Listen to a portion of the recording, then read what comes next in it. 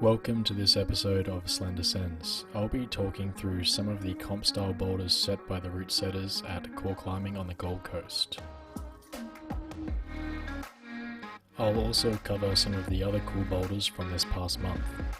Currently the route setters will be stripping the entire gym in preparation for Bouldermania this weekend, an enormous task as they are compressing the comp into yellow to orange for the Intercontinental and red to white for the World Cup.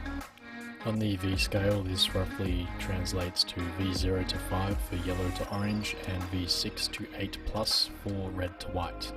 I'll be competing in the Intercontinental because it's my first competition as I am a noob. In order to get into the competition mindset, there are 4 minutes per boulder to plan and top.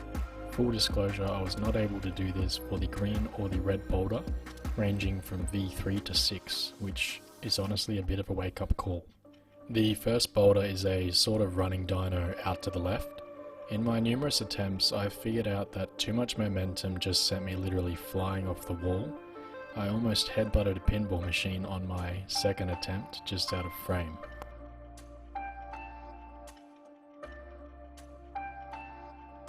So the key was an initial swing while pulling my weight close to the wall and flagging with my left foot to help control the slopey pinch. The next dual tack pinch was really helpful for me. I had noticed others simply went to the top, but I felt I had to use it to reposition my feet. Placing my left heel in that sloper really stabilized my center of gravity, so I was able to reach the top hold and awkwardly work my way up the wall to match. This green boulder is a slab with, I believe, a double dyno coordination style move intended. Since I injured my right ankle a couple months ago, I wasn't overly keen to do this dynamically, so I employ the hybrid static dynamic technique to slow it right down and place less emphasis on stamping my foot around the corner. Once around the corner, it is essentially like working your way up an abstract chimney. The second last hold is great, and it's more of a psychological battle to finish this one.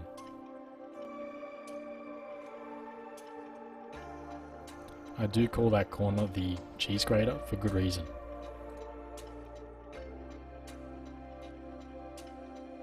Trey did attempt to span the first move, but ended up having to commit to the double dyno foot stamp. If you look carefully, you can see the grimace on his face as he words the phrase "that hurt a lot." Regardless, he lands the move and finishes the climb with relative ease.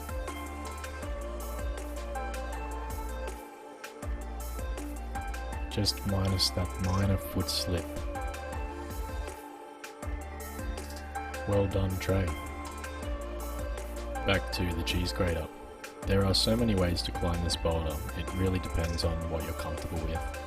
I saw some people dynamically go for the 2 blobs on the left side from the get-go. I prefer to work my feet up so I can take advantage of my reach at the end. Also, some people statically lean over into the press from the position you'll see Trey in right now. From this position, it's sort of like a big wave with the right arm over towards one of the blobs. He opts to plant his foot on the opposite wall for support. This vert had some great jugs and half decent foot chips towards the finish. The crux, I believe, is the last move. The first time I did it, it just felt like it was a great distance to commit. It really tests the trust you have in your footwork.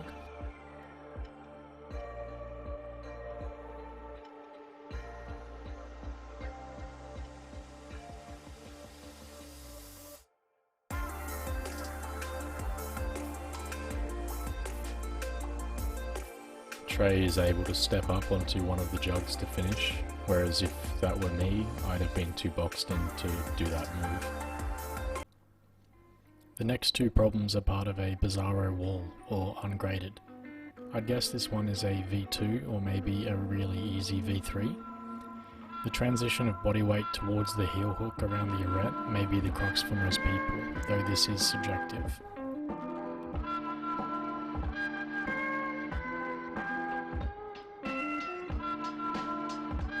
After sorting my feet, the next move from this angle may intuitively look like a right hand followed by a left and then the top, but the angle of the wall is more overhung, so as I work my way up, a heel hook followed by an extended left arm felt like the most stable approach.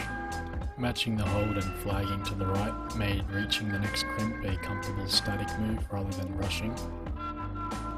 This would have been a very interesting climb for Ryan. It's a pity we didn't get him onto this one. No doubt he would have done it in a fraction of the time it took me. This red I'd guess to be a V3 to 4 purely because the foot chips on the volume are trash and you need all your weight on at least one of them to commit to the dual tech with the crimp screwed onto it. You have to hit the screw on as well, otherwise you just slide off. It took me several attempts to realise I could edge my way up on my tippy toe to make the commitment a little less scary. The crimps to the left are fairly decent, making the final move a breeze after sorting your feet. This was a really satisfying climb. This is actually the second time I did this climb. My flash attempt consisted of many a foot slip. So grabbing the rail to the left and stepping up before committing to the open grip right is the way to do that. Another way is to hold the volume below it to slow it down, just adding an extra move. A similar start for Trey, however he moves his feet up higher after grabbing the rail to begin with, making the open grip right less dynamic, and this also puts him in position for the left open grip. Sorts his feet to match to finish. Trey makes the first move alone look easy. It isn't, though it is a good hold.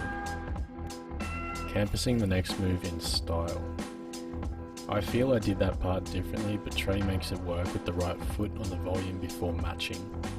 The undercling in the volume was super weird but necessary to move your center of gravity past the arete.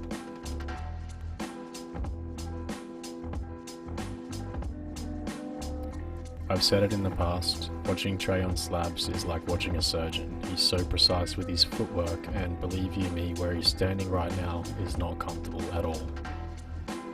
Moving his weight to the right from the press into side pull allows him to release his weight from the left leg to a sort of heel hook, then to match the press.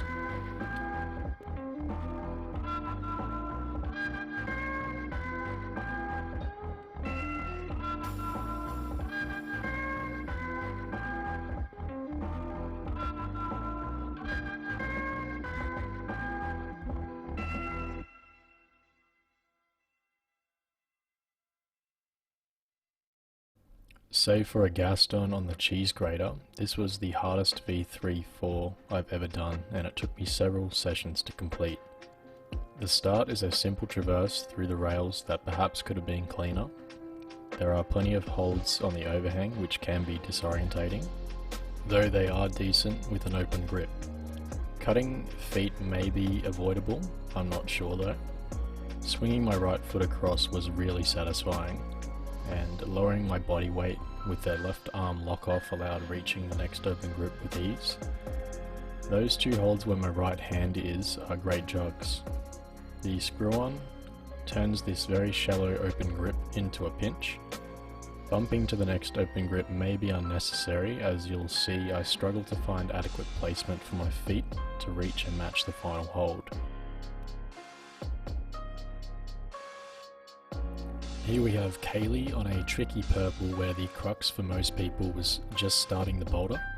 Essentially you have to stabilise a right heel hook while maintaining friction on a sloper and volume. Kaylee does make it look easier than it is without even needing the heel hook. Finishing this boulder is more of a psychological battle as the holds are great, but the key is finding where to place your feet due to there being no foot chips. Kaylee manages to wedge herself in the near splits using the small volume in order to top the boulder. Another great section, this slab with a purple. It kicks off with almost locking a straight left arm and step up with all my weight on that right foot. A reach over to a rather shallow hold allows me to raise my left foot onto the volume. The next few moves are straightforward, raise the feet to increase reach.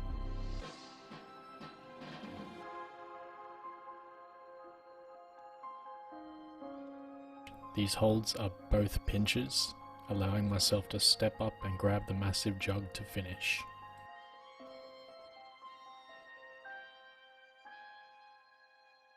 Now I am a big fan of the Topout wall.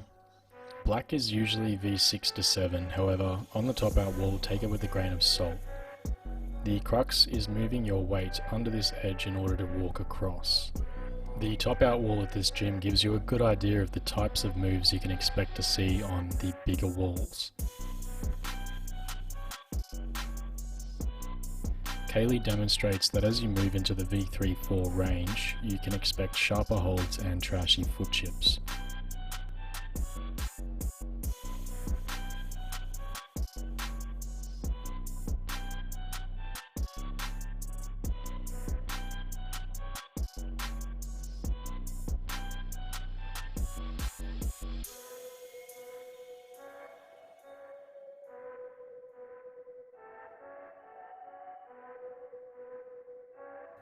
Having seen Kaylee's beta, I'm able to breeze through it, taking advantage of the high right foot on the starting hold where my right hand originally was, in order to reach the top.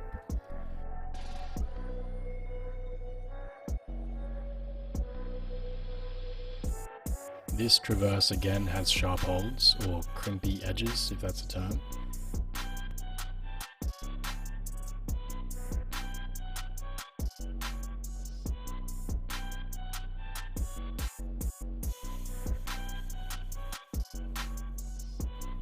She's kind of boxed herself in there.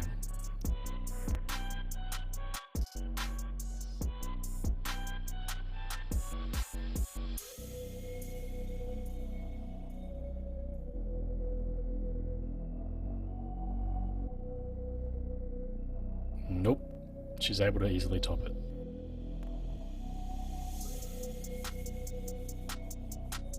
This was an awkward one to film, so portrait mode it is. It begins with the traverse on some great holds bar the tiny left crimp on the volume. That volume catch to bump is quite desperate as I only have the crimp temporarily holding me up. Shooting up to another great hold however.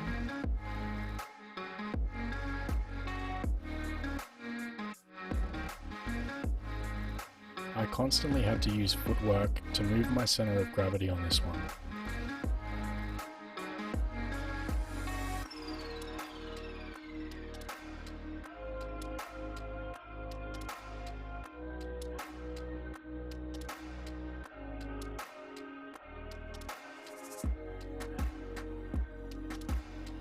The next three are traverse style on a slight overhang starting from V3 to V5.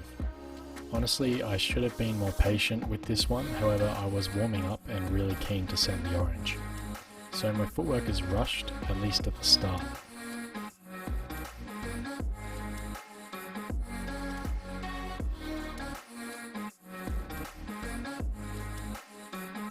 I have seen someone lock off their left hand and lean over with their right to grab the jug. My approach is still static as most people had to commit and jump.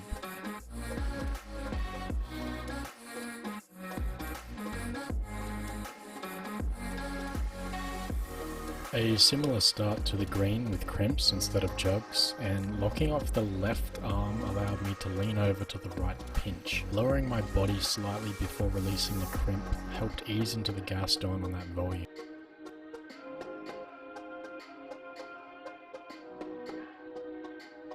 That was cool, right? The large hold is a sloper, and I only really used it to bump to the crimp to lock it off for the slender finish. Thanks for watching guys. I may do a similar style video documenting all the climbs that a few of us did at Urban Climb in West End, Brisbane. Super awesome gym. If you haven't been, I recommend it. And I'll see you in the next one.